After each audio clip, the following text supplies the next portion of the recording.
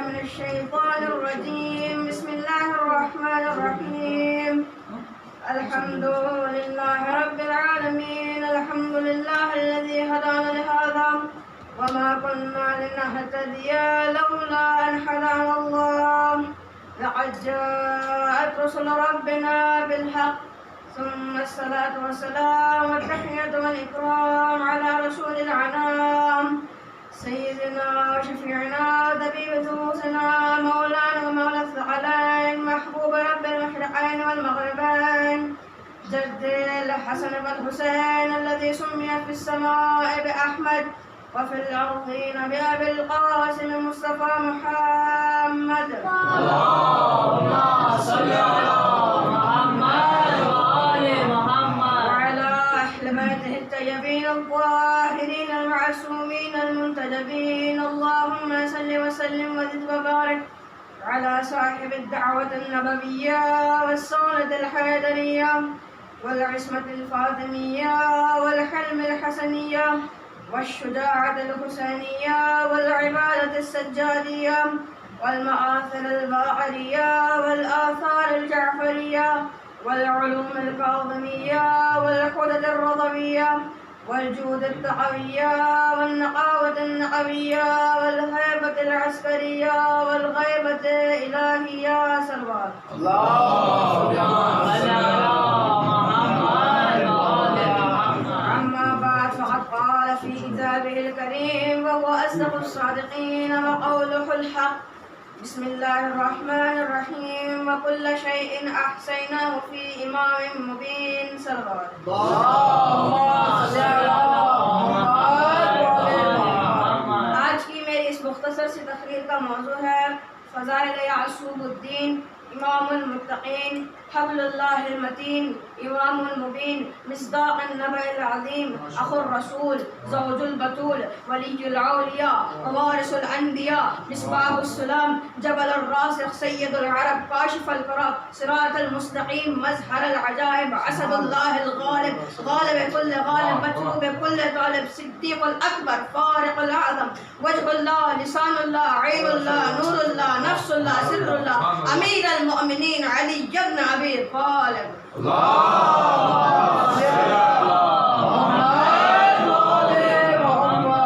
چنانچہ دین قدیم میں کامل ہوا اور کربلا میں اس کی بقا ہوئی.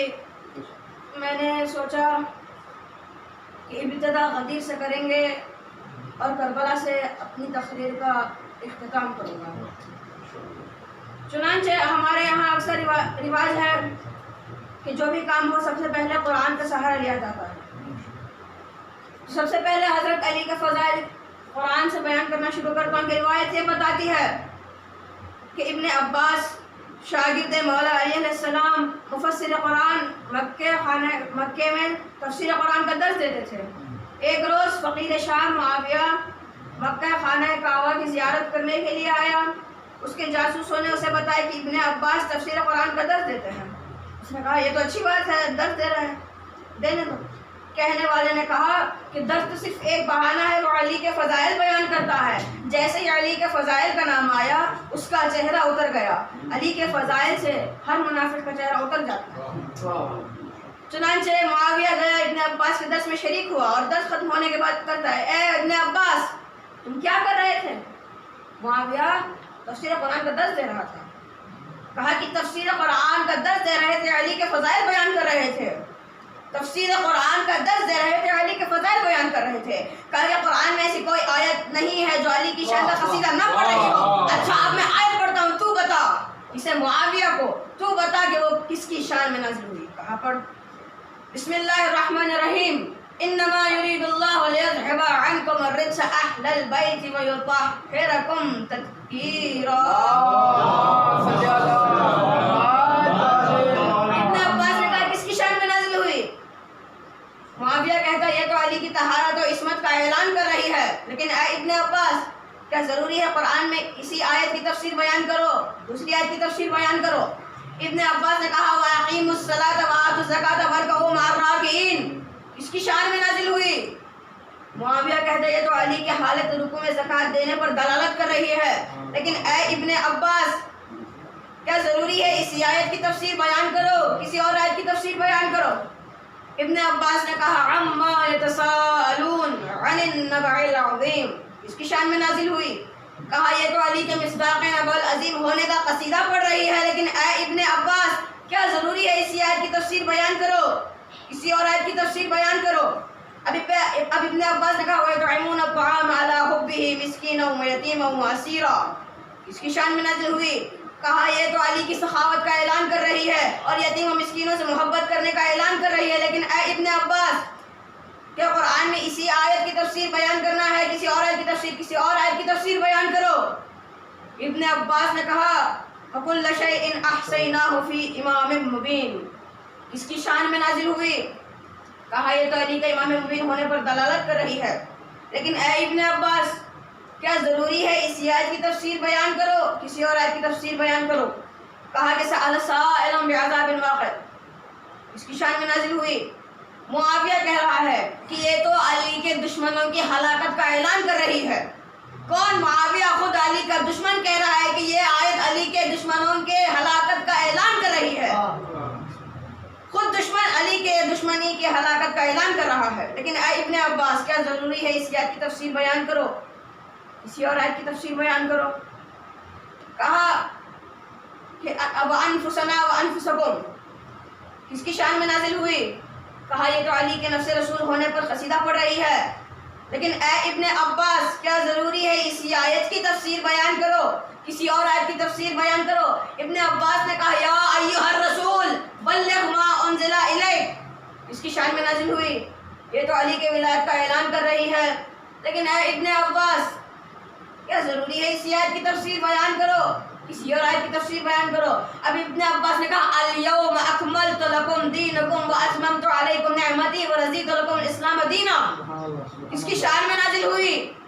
کہا یہ تو علی کی ولایت کے اعلان سے دین کامل ہوا، لیکن اے ابن عباس کیا ضروری ہے اسی آیت کی تفسیر بیان کرو، کسی اور آیت کی تفسیر بیان کرو؟ ابن عباس نے کہا قل کفی باللہ شہیدا بینی وبینکم ومن عنده علم الکتاب، اس کی شان میں نازل ہوئی۔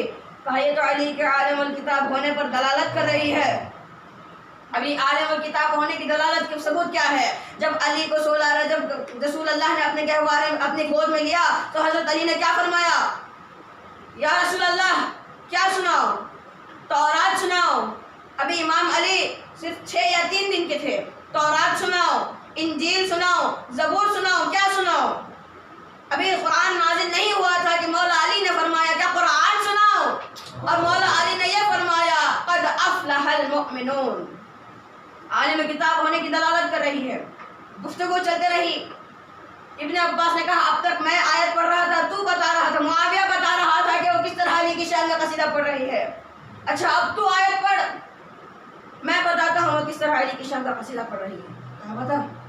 تو معاویہ نے کہا اذا زلزلت الارض زلزالها۔ ابن عباس نے مسکرایا اور کہا اے معاویہ کیا تو بھول گیا رسول اللہ کے رحلت کے بعد 1 سال مسلسل زلزلہ مدینے میں آیا تھا، تمام لوگ پریشان تھے، تبھی ابو تراب یعنی مٹی کا باپ میرے مولا علی نے اپنے پائے مبارک زمین پر مارا اور کہا اے علی، اے زمین تو ٹھنڈی ہو جا، ساکت ہو جا۔ حکم علی سے زمین کو قرار ہو گیا۔ اس کے بعد سے یہ آیت میرے مولا علی سے منسوخ ہو گئی ہے۔ معاویہ سر پٹکتے ہوئے کہنے لگا اے ابن عباس تم پہلے کیوں نہیں بتا دیتے کہ پورا قرآن علی کی شان کا قصیدہ پڑھ رہا ہے، پورا قرآن علی کی شان کا قصیدہ پڑھ رہا ہے۔ ابن عباس نے کہا میں تجھے یہی سمجھا رہا تھا کہ پورا قرآن علی کی شان کا قصیدہ پڑھ رہا ہے۔ روایت یہ بتاتی ہے اب میں نے قرآن کے موضوع سے امام کے فضائل بیان کر دیے، لیکن ابھی بھی پورا قرآن علی کی شان کا قصیدہ پڑھ رہا ہے۔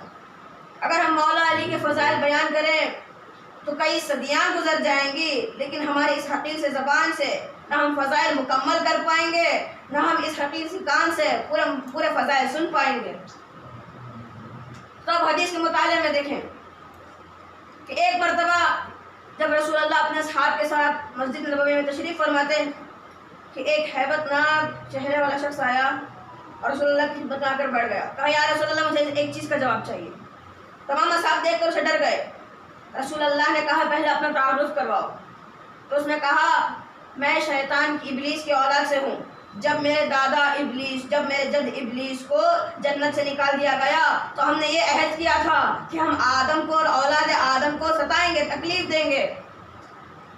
لیکن جیسے ہی آدم زمین پر آئے تو ہم نے انہیں تنگ کرنے کی کوشش کی، انہیں ستانے کی کوشش کی. لیکن جیسے ہی ہم ستانے کے لیے آگے بڑھے، آدم کے پیچھے ایک نوجوان شخص تھا، اس کے چہرے پر ہیبت تھی، روب دبدبا تھا. اب مجھے اس چہرے سے ڈر لگ گیا اور ہم نے پیچھے ہٹ گئے. سوچا کہ آدم کے بعد یہی نبی بنے گا، تو ہم نے یہ سوچ کر چھوڑ دیا کہ آدم کے بعد یہی نبی بنے گا. لیکن آدم کے بعد شیش نبی بنے، وہ نوجوان شخص نبی نہیں بنا. شیش کو ستانے کے لیے آگے بڑھے، شیش کے پیچھے وہی نوجوان شخص. یا رسول اللہ میں کیا بتاؤں، اس نوجوان شخص کے چہرے سے میرے دل میں ڈر بیٹھ گیا تھا. اسی لیے ہم نے یہ طے کیا کہ شیش کو نہیں ستائے اور پیچھے ہٹ گئے اور یہ سوچا کہ شیش کے بعد یہی نبی بنے گا. لیکن شیش کے بعد نوح نبی بنے، نوح کو ستانے کے لیے آگے بڑھے. جب کشتی نوح کی سیلاب میں تیر رہی تھی، میں نے سوچا کہ کشتی میں چھید ڈال دوں، کشتی کو ڈیمیج کر دوں. لیکن جیسے ہی میں کشتی کو چھید ڈالنے کے لیے آگے بڑھا تو نوح کے پیچھے بھی وہی نوجوان شخص تھا. لیکن میں نے اس نوجوان شخص کو دیکھتے ہی پیچھے ہٹ گیا اور سوچا کہ نوح کے بعد یہی نبی بنے گا. لیکن نوح کے بعد موسیٰ نبی بنے. موسیٰ کو ستانے کے لیے آگے بڑھا، موسیٰ کے پیچھے وہی نوجوان شخص پایا، ہیبت ناک شخص تھا. میں پھر پیچھے ہٹ گیا، پھر یہی سوچا کہ موسیٰ کے بعد یہی نبی بنے گا. لیکن موسیٰ کے بعد ابراہیم نبی بنے. ابراہیم نبی کو ستانے کے لیے آگے بڑھا، لیکن ابراہیم نبی کے پیچھے بھی وہی نوجوان شخص تھا. پھر پیچھے ہٹ گیا، میں نے سوچا کہ ابراہیم کے بعد یہی نبی بنے گا. ایسے ہی یا رسول اللہ میں نے تمام نبیوں کو ستانے کے لیے آگے بڑھے، ہم نے تمام نبیوں کو ستانے کے لیے آگے بڑھے. لیکن تمام نبیوں کے پیچھے ایک تھا، وہی نوجوان شخص تھا. یا رسول اللہ وہ نبی نہیں تو پھر کون؟ آپ آخری نبی ہیں، وہ نبی نہیں تو پھر اور کون ہے؟ رسول اللہ نے فرمایا اگر تم اسے دیکھو گے تو پہچان لو گے. کہا کہ ہاں بے شک پہچان لوں گا. تمام نبیوں کے پیچھے دیکھا. وہیں پر امام علی اپنا سر جھکائے بیٹھے تھے. رسول اللہ نے اشارہ کیا، امام علی نے اپنا سر اٹھایا. جیسے ہی سر اٹھانا تھا رسول اللہ کے پیچھے جا کر چھپ گیا. کہا یا رسول اللہ یہ وہی نوجوان شخص ہے، ہیبت ناک شخص ہے کہ میں نے جسے آدم کے پیچھے دیکھا، نوح کے شیش کے پیچھے دیکھا، نوح کے پیچھے دیکھا، موسیٰ کے پیچھے دیکھا، عیسیٰ کے پیچھے دیکھا، ابراہیم کے پیچھے دیکھا، اسماعیل کے پیچھے دیکھا. یا رسول اللہ آپ آخری نبی ہیں، وہ نبی نہیں تو پھر اور کون ہے؟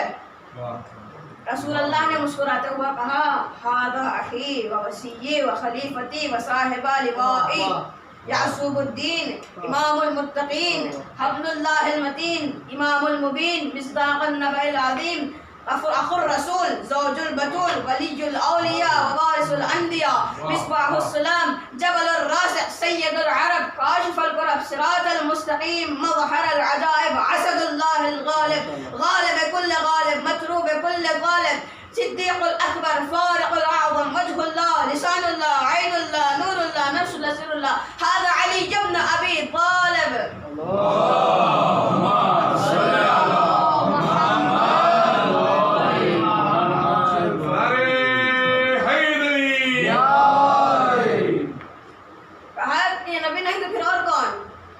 کہا کہ میں آخری نبی ہوں، یہ میرا وصی ہے، میرا خلیفہ ہے، میرے بعد آنے والی نسل کے امام ہادی ہے. عزیزان ایمان، اب ایک واقعہ اس کے بعد اپنی گفتگو کو مسئلہ سے ختم کر دوں گا کہ جب ایک یہودی آیا امام کی خدمت میں اور کہنے لگا آپ کی کوئی دو حسرتیں ہیں تو بتائیے. تو کہا کہ جتنا میں عالم تھا اتنا کسی نے پوچھا نہیں، جتنا میں سخی تھا اتنا کسی نے مانگا نہیں. جتنا میں عالم تھا اتنا کسی نے پوچھا نہیں، اگر پوچھا بھی تو کیسے سوال پوچھے. امام علی کو تنگ کرنے کے لیے چند شخص آیا اور کہا یا علی ہمیں ایک جانور سمجھ میں نہیں آ رہا کہ وہ کتا ہے یا بھیڑ. امام نے مسکراتے ہوئے فرمایا کہ اگر کتے کی آواز نکالے تو کتا ہے، اگر بکرے کی آواز نکالے تو بکرا ہے. کہا کہ کبھی کتے کی آواز کتے کے ساتھ بھونکتا ہے تو کبھی بکرے کی آواز نکالتا ہے. تو کہا کہ بکروں کو چرانے لے جاؤ، اگر وہ جانور جھنڈ کے پیچھے آئے تو کتا ہے، اگر جھنڈ کے ساتھ چلے تو بھیڑ ہے، بکرا ہے. تو کہا یا علی کبھی پیچھے پیچھے چلتا ہے تو کبھی شامل ہو جاتا ہے. کہا کہ اس کی غذا دیکھو، اگر ہڈی کھائے تو کتا ہے، تو اگر گھاس کھائے تو بکرا ہے. کہا کبھی گھاس کھاتا ہے تو کبھی ہڈی کھاتا ہے. سمجھ میں نہیں آتا یا علی؟ تو امام علی نے فرمایا جا اسے ذبح کر کے دیکھ، اگر بوٹی نکلے تو بکرا ہے، اگر نہ نکلے تو کتا ہے. سوچا کہ ایک جانور کو 2 بار کیسے ذبح کرے، چپ چاپ اپنے راستے پر نکل لیے. پھر آزمانے کے لیے یا علی کون سے جانور انڈے دیتے ہیں اور کون سے بچے دیتے ہیں.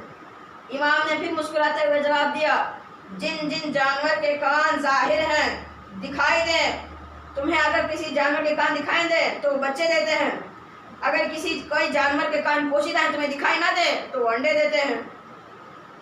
تو پھر ایک شخص آیا اور کہنے لگا یا علی علم افضل ہے یا مال؟ تو امام نے فرمایا علم افضل ہے کیونکہ علم انبیاء کی میراث ہے اور مال قارون و فرعون کی میراث ہے. علم افضل ہے کیونکہ علم کو خرچ کرنے سے بڑھتا ہے اور مال کو خرچ کرنے سے کم ہوتا ہے. علم افضل ہے کیونکہ علم کو جمع کرنے والا عالم کہلایا جاتا ہے اور مال کو جمع کرنے والا بخیل اور کنجوس کہا جاتا ہے. علم افضل ہے کیونکہ علم تمہاری حفاظت کرتا ہے اور مال کی تم حفاظت کرتے ہو. علم افضل ہے کیونکہ علم کو کوئی چرا نہیں سکتا اور مال کو کوئی چرا لے جا سکتا ہے. خانزادہ نے مظلوم کربلا محرم کا چاند نمودار ہو گیا. ہم لوگوں نے اپنی خوشیوں کے لیے ہم نے اپنی خوشیاں امام حسین کے غم میں تبدیل کر دی. ہمارے گھر کی مائیں اور بہنوں نے زیورات نکال دیے. تمام مومنین اور مومنات نے اپنے دلوں پر عزا خانہ بسا دیا. تمام مومنین اور مومنات نے سیاہ لباس امام کے غم میں تبدیل کر دیے. مجالس عزا برپا ہو گئے. مجالس عزا سے ایک واقعہ یاد آتا ہے. میں جب پڑھ رہا تھا تو ایک واقعہ میں نے پڑھا، بڑا عجیب اور غریب واقعہ تھا کہ ایک مصری تھا، بڑا سخی تھا، بڑا ہی مالدار تھا، ثروت مند تھا، شیعہ تھا. کیا کرتا جیسے ہی چاند نمودار ہوتا چاند رات سے لے کر 10 محرم تک مسجد پر آتا، امام حسین کا غم مناتا. ایک سال بہت غریب ہو گیا، کچھ نہ بچا اس کے پاس. ایک کے گھر گیا، چاند نمودار ہو گیا محرم کا. اب وہ سوچنے لگا میرے پاس اب کچھ نہ ہے، اب میں کیسے مولا حسین کی حکم منا سکوں.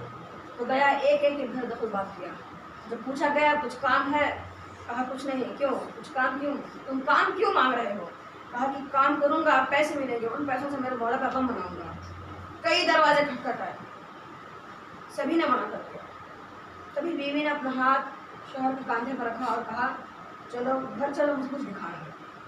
شوہر خوش ہو گیا کہ کچھ ہے، کچھ دکھانا چاہیے. اور جب گئے بچوں کے کمرے میں لے گئے. 2 چھوٹے چھوٹے بچے سو رہے تھے. شوہر نے پوچھا بچوں کو کیوں دکھا رہی؟ کہا کہ ان بچوں کو بردہ فروشوں کے بازار میں لے جاؤ، جو پیسے آئیں گے اس سے ہم امام حسین کا غم منائیں گے. اسی طرح راضی ہوگا. میں سلام کرتا ہوں اس ماں باپ کے کلیجے پر جس نے امام حسین کے غم کے لیے اپنے بچے قربان کر دیے. ماں نے بچوں کو اٹھایا، غلاموں کے کپڑے آراستہ کیے اور بچوں سے کہا خبردار اگر کسی نے تمہارے باپ کا نام پوچھا تو مت بتانا، اور ایسی نوکری کرنا کہ تمہارے مالک کو ہمارے گھر تک آنے کی ضرورت نہ پڑے. اب باپ گیا پردہ فروشوں کے بازار میں، 2 اپنے چھوٹے چھوٹے بچے لیتے ہیں اور یہ نعرہ لگایا غلام لے لو غلام لے لو غلام لے لو. رات ہو گئی، کوئی غلام لینے نہیں آیا. باپ نا امید ہو گیا. تبھی ایک گھڑ سوار آیا اور کہا غلام دو گے؟ تو باپ کہا ہاں دوں گا. کتنے میں دو گے؟ میں اس باپ کے منہ پر سلام کہتا. باپ نے ہچکچاتے ہوئے کہا اتنا دے دو کہ میں 10 دن میرے مولا حسین کی مجلس پر پہنچ سکوں. گھڑ سوار نے کہا میرے گھوڑے کے پیروں کے پاس تھیلی رکھی ہوئی ہے، اسے اٹھا لو اور ان 2 غلاموں کو میرے گھوڑے پر سوار کر دو. باپ سوچنے لگا کیسے رئیس لوگ ہیں، ایک تھیلی اٹھا کر نہیں دے پا رہے.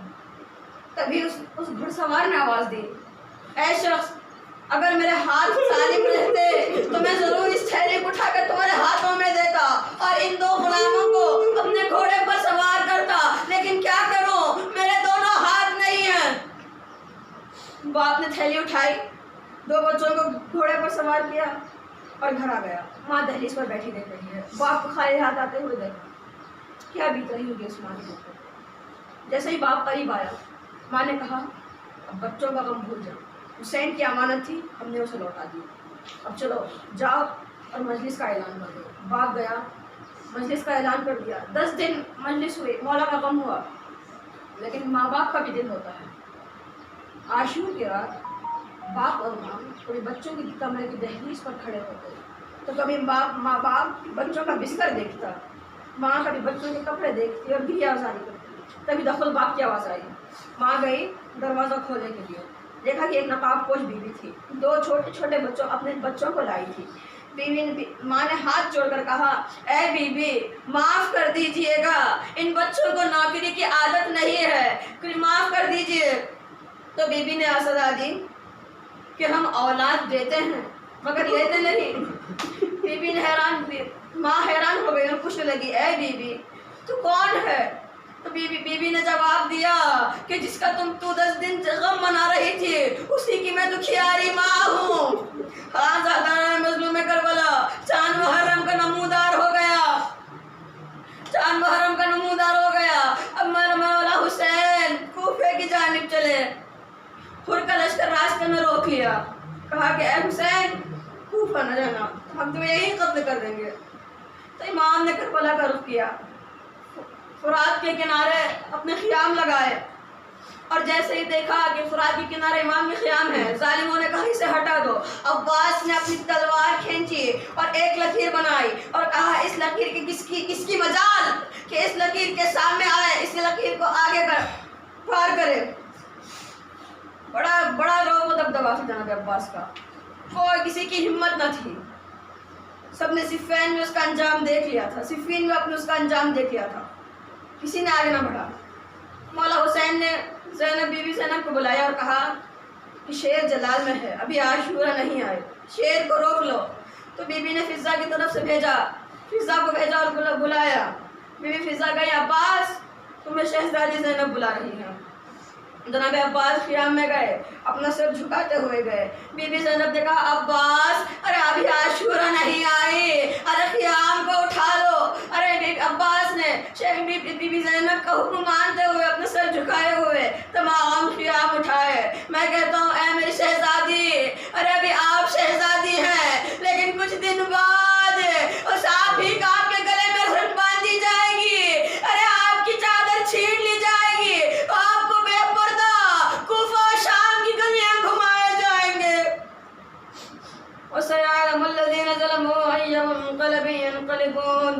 السلام عليك يا أبا عبد الله وعلى الأرواح التي حلت بفنائك, عليك مني جميعا سلام الله أبدا ما بقيت وبقي الليل والنهار, ولا جعل الله الآخر الأحد مني لزيارتكم.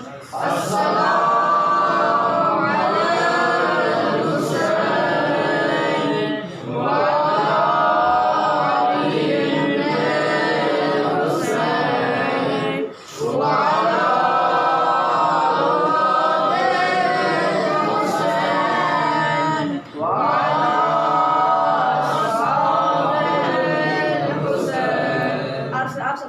کہ ایک مرتبہ سورہ حمد اور ایک مرتبہ سورہ اخلاص کی تلاوت فرما کر آپ سب کے مؤمنین کے روح میں شامل ہوں.